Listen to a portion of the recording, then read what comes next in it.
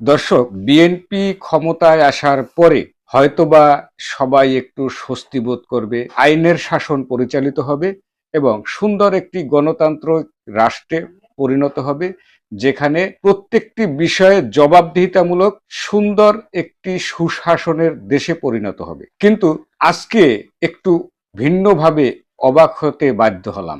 রাজশাহী রেঞ্জের ডিআইজি শাহজাহান সাহেব রাজশাহী অঞ্চলের যে 8টি জেলা আছে, এই 8টি জেলার পুলিশ সুপারদের কাছে একটি নির্দেশনা পাঠিয়েছেন।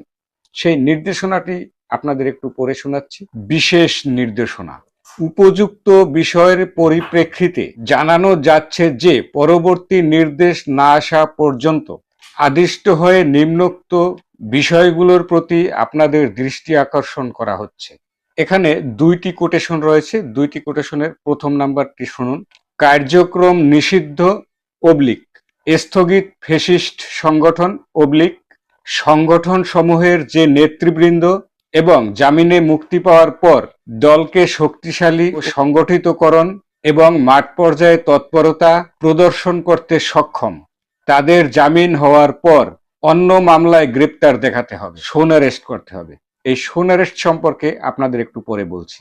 আর যারা বর্ণিত বৈশিষ্ট্যের অধিকারী নয়, তাদের জামিন হলে গ্রেপ্তার ব্র্যাকেটে শোন অ্যারেস্ট প্রয়োজন আপাতত নেই। কোটেশন 2 নাম্বার: প্রোটোকল ও প্রোটেকশন প্রদানের ক্ষেত্রে প্রচলিত আইন ও বিধি অনুসরণ করতে হবে।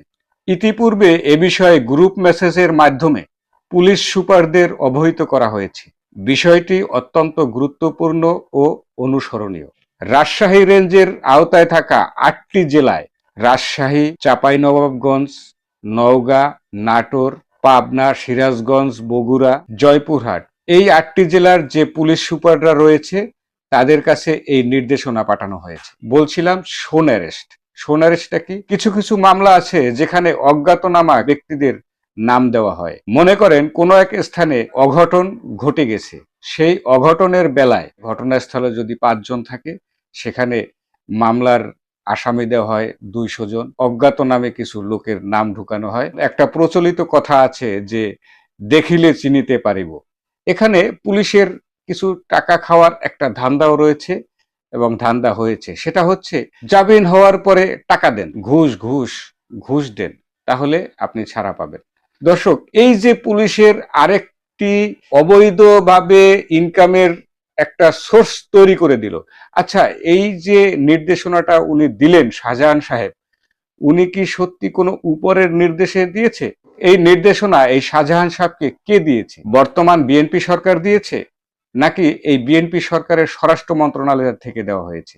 আসলেই একটি দুঃখজনক বিষয়। এটা আমরা কখনোই কাম্য করি নাই। ভাই, এখন তো আর ইউনূস সরকারের আমল না, এখন তো বিএনপির আমল। ইউনূস সরকারের সময় যখন যাকে খুশি যেখানে খুশি সেখানে ধরেছে, যেখানে খুশি সেখানে অপদস্থ করা হয়েছে, মব সৃষ্টি করা হয়েছে।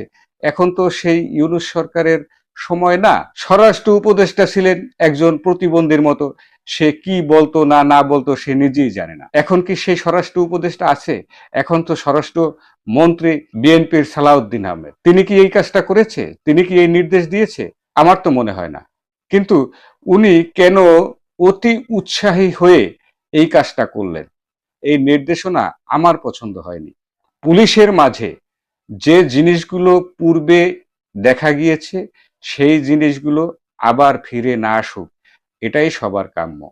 বাংলাদেশ একটি জবাবদিহিমূলক রাষ্ট্রে পরিণত হবে, আইনের শাসনে পরিণত হবে, সুন্দর একটি রাষ্ট্রে পরিণত হবে, এটাই আমরা আশা করেছিলাম। দেখি ভবিষ্যতে কি হয়।